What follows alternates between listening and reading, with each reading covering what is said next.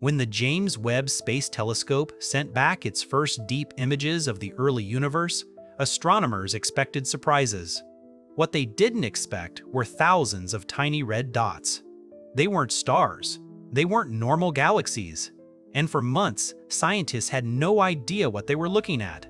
When Webb began observing the deepest regions of space, its mission was clear. Look back in time. See the first stars and galaxies forming just a few 100 million years after the Big Bang. And at first, everything looked familiar. Faint galaxies. Cosmic dust. The expected glow of early starlight stretched by the expansion of the universe. But then, astronomers noticed something strange. Scattered across multiple deep-field images were compact points of light. They were small. They were extremely red. And there were far too many of them. Scientists began calling them little red dots. At first glance, they looked almost insignificant, just tiny specks, easy to miss. But once researchers started counting them, concern set in. There weren't dozens, there weren't hundreds, there were thousands. And they were all appearing at a time when the universe was still incredibly young. That alone was a problem. In the early universe, galaxies weren't supposed to be compact and bright. They should have been messy, diffuse, still assembling their first generations of stars. But these objects didn't look messy at all. They looked dense, tightly packed, and far brighter than they had any right to be. This was the first red flag. The second came when scientists examined their color more closely. Yes, the universe expanding stretches light toward red wavelengths. That part was expected. But these dots were redder than anything astronomers had predicted. Too red to be explained by distance alone. Something else had to be happening. Naturally, researchers turned to dust. Dust can absorb blue light and leave behind a red glow. It's common in galaxies, especially young ones. But when scientists modeled how much dust would be required, the numbers didn't work. To explain the color, these tiny objects would need to be wrapped in enormous amounts of dust. More dust than early galaxies should have been able to produce. More dust than made physical sense. Then came the brightness problem. Despite their small size, many of these dots were glowing intensely. If that light came from stars alone, those stars would need to be packed impossibly close together. Closer than physics comfortably allows. At this point, astronomers knew something fundamental was wrong. These objects didn't behave like stars. They didn't behave like galaxies. And they didn't match anything in existing cosmic models. Teams across the world began running simulations. Every explanation produced contradictions. And the mystery deepened when Webb's instruments captured their spectra, the detailed fingerprints of light. The data didn't show what scientists expected from star-forming regions. Instead, it hinted at extreme energy sources buried deep inside these objects. Quiet, compact, and powerful. This wasn't just a curiosity. If these little red dots were real and they were appearing everywhere, then something major had been missed in our understanding of the early universe. Even researchers at NASA admitted the discovery raised uncomfortable questions. How did such compact objects form so early? What was powering them? And why had no telescope ever seen anything like this before? The more scientists looked, the worse the mystery became. Every new Webb image added more red dots. Every new dataset made them harder to ignore. It was becoming clear that these objects weren't rare exceptions. They were common, which meant they weren't cosmic accidents. They were part of a process, one that had been happening across the universe's earliest history. And whatever that process was, it wasn't in the textbooks. At first, scientists thought the explanation would be simple. Just dust. Just another early galaxy phase. But as each theory collapsed, one by one, it became clear. The universe was hiding something far stranger than anyone expected. Once the little red dots were confirmed as real, astronomers did what science always does first. They tried to explain them using what they already knew. The simplest explanation was also the most comforting. Dust. In the modern universe, dust is everywhere. It forms around aging stars. It absorbs blue light. And it makes galaxies appear redder than they really are. So at first, many researchers assumed these objects were simply dusty young galaxies seen at extreme distances. But that idea didn't survive long. When scientists calculated how much dust would be required, the answer was shocking. These tiny objects would need dust masses rivaling mature galaxies like the Milky Way. That was impossible. The universe simply hadn't existed long enough to produce that much dust. The first stars hadn't lived and died enough times. The raw materials weren't there yet, so dust was out. Next came stars. Maybe these dots weren't galaxies at all. Maybe they were dominated by a single, extreme type of star. Astronomers considered the idea of primordial monster stars, stars hundreds or even thousands of times more massive than the Sun, theoretical objects that could burn hot and red in the early universe. At first, this seemed promising, but the math failed again. To match the observed brightness, these stars would need to exist in enormous numbers, packed into regions smaller than any stable star cluster could survive. They would tear themselves apart through gravity alone. That explanation collapsed. Then things got more exotic. Some researchers proposed dark stars, hypothetical objects powered not by nuclear fusion, but by dark matter interactions. It was a fascinating idea, and for a moment it seemed to fit. Dark stars could be large, they could glow red, and they could exist very early in cosmic history. But once again, the data refused to cooperate. The spectral fingerprints didn't match, the energy output didn't line up, and the sheer number of little red dots made the scenario wildly improbable. There were simply too many of them. Another hypothesis suggested these were miniature galaxies undergoing extreme bursts of star formation, short-lived but incredibly intense. That theory failed for a different reason. The light coming from the dots was too smooth, too uniform. Starbursts leave chaotic signatures, clumps, irregular patterns. These objects were clean, compact, almost unnaturally orderly. By this point, the astronomy community was running out of safe explanations. Each idea failed in a different way, but they all failed decisively. And then, Webb's data delivered the most unsettling clue yet. When scientists analyzed the emission lines, the specific wavelengths produced by energized gas, they noticed something unusual. The gas was incredibly hot, highly energized, but it wasn't behaving like gas around stars. It looked more like gas being heated from the inside out, from a single, concentrated source. That realization changed the tone of the discussion, because there are only a few things in the universe capable of producing that kind of energy in such a small space, and none of them are comfortable. At this stage, researchers stopped asking, "What kind of galaxy is this?" and started asking a very different question. What kind of engine is hiding inside? The idea was unsettling, but impossible to ignore. If these dots weren't powered by stars, and they weren't explained by dust, and they weren't exotic stellar objects, then the energy had to be coming from something far more extreme. Something compact, something efficient, something capable of releasing enormous amounts of energy while staying almost invisible. This was the moment the mystery pivoted, not toward galaxies, not toward stars, but toward something darker.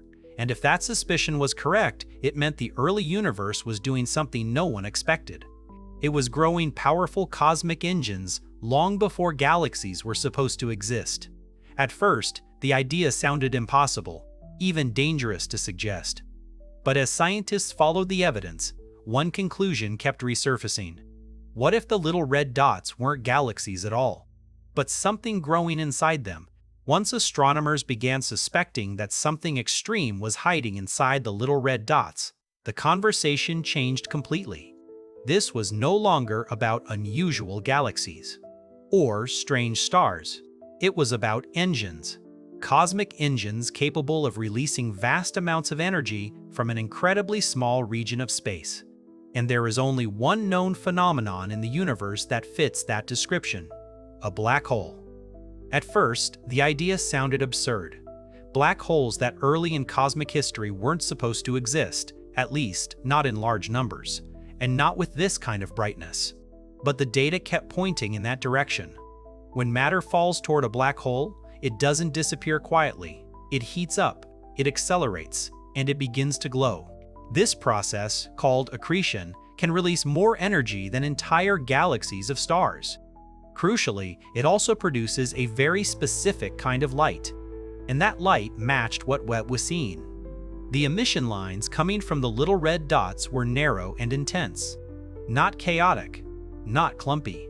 They were consistent with gas swirling around a single compact object. Even more puzzling was what scientists didn't see. Normally, actively feeding black holes announce themselves loudly. They blast out X-rays. They produce radio signals.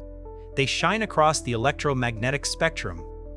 But these objects were strangely quiet. No strong X-rays, no obvious radio jets. That contradiction almost killed the black hole idea.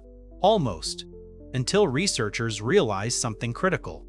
What if these black holes were wrapped in dense cocoons of gas, so dense that high-energy radiation couldn't escape? In that scenario, the most energetic light would be absorbed and re-emitted at longer wavelengths. Infrared. Red. Exactly what Webb is optimized to detect. Suddenly, everything started to make sense. The compact size, the intense brightness, the smooth light profiles, the missing X-rays. These weren't fully exposed black holes like quasars we see today. They were young, buried, still growing. Scientists began referring to them as black hole seeds, the earliest stage of what would eventually become the supermassive black holes found at the centers of galaxies. And this was the truly shocking part. Some of these objects appeared to contain black holes with masses hundreds of thousands, or even millions, of times the mass of the Sun. That's enormous, especially for a universe that was only a few 100 million years old. According to traditional models, there simply wasn't enough time for black holes to grow that large, which raised an uncomfortable possibility. What if black holes formed first, and galaxies formed around them? Instead of stars gradually building galaxies that later grew central black holes, the universe may have done the opposite. It may have built the engines first, then assembled the structures around them. If that's true, it rewrites one of the core assumptions of galaxy evolution. And it explains something that has troubled astronomers for decades. How did supermassive black holes appear so early? They've been detected less than 1 billion years after the Big Bang, far earlier than slow, steady growth should allow. The little red dots may be the missing link, a hidden growth phase, a stage where black holes feed aggressively, shielded by thick gas, invisible to most telescopes, invisible until Webb. This interpretation didn't come from a single observation. Multiple independent research teams began reaching the same conclusion. Different methods, different datasets, the same answer.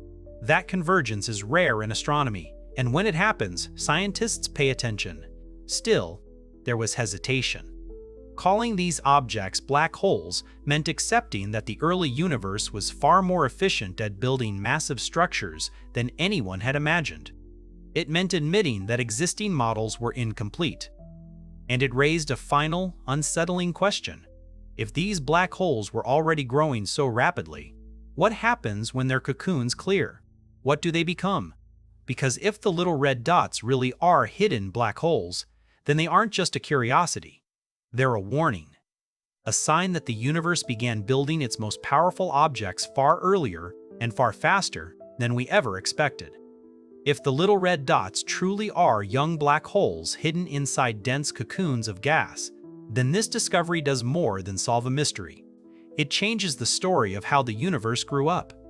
For decades, astronomers believed galaxies came first. Stars formed, galaxies assembled, and only later did black holes slowly grow at their centers. The little red dots suggest the opposite may have happened. Black holes may have formed early, very early, before well-defined galaxies existed. In this picture, the universe didn't gently build structures from the outside in. It built powerful engines first. Then, everything else gathered around them. That single shift solves several long-standing problems at once. It explains how supermassive black holes appeared so quickly after the Big Bang. It explains why we see massive black holes in young galaxies that shouldn't have had time to grow them. And it explains why earlier telescopes kept missing this phase entirely. These objects were hidden, wrapped in gas, muted, quiet, only visible in the infrared, only visible now. it also reframes what Webb was designed to do. The telescope wasn't just looking for the first stars. It was uncovering a stage of cosmic evolution that had been completely invisible, a phase where black holes grow in the dark. But scientists are careful here. They aren't calling the case closed. There are still uncertainties, still debates, still details to work out. Some little red dots may turn out to be extreme star-forming systems. Others may represent multiple pathways to early black hole formation. The universe rarely chooses just one solution. What matters is that something fundamental has been revealed. The early universe was more active, more efficient, and more extreme than we imagined. And this discovery is only the beginning. Future Webb observations will look for subtle changes in these objects, signs that their gas cocoons are thinning, clues that they're transitioning into visible quasars. If that happens, scientists will be able to watch black holes turn on for the first time, in real cosmic time. And that's the real power of this discovery. The little red dots aren't just strange objects in deep-field images. They're markers of a hidden era when the universe was laying the foundations for everything we see today. Galaxies, quasars, cosmic structure itself. What started as tiny, puzzling red specks has become evidence that the universe grew its most powerful engines first and worried about the rest later. And as Webb continues to look deeper, it's likely this won't be the last time something small forces astronomers to rethink something big. For now, the little red dots remind us of something humbling. Even when we think we understand the universe's origin story, there are entire chapters still hidden in the dark. And sometimes, all it takes to reveal them is a new way of seeing.